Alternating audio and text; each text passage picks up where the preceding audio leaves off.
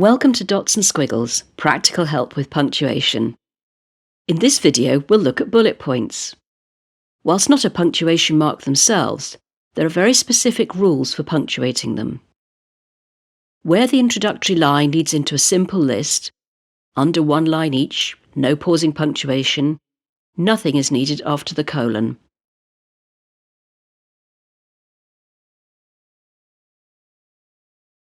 Where the introductory line leads into a list of more complex or wordier items, needing pausing punctuation, each should end with a semicolon along with a closing full stop.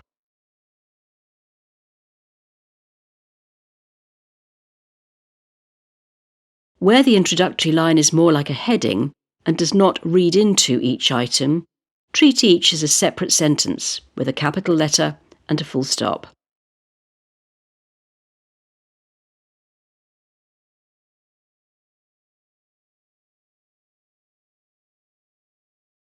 Bullet points are a useful way of breaking up text. You don't need to punctuate every set of bullets in a document the same way. Use the most appropriate style for your content. Check out the other short videos for help with all the punctuation marks. You're welcome to share this on any social media platform.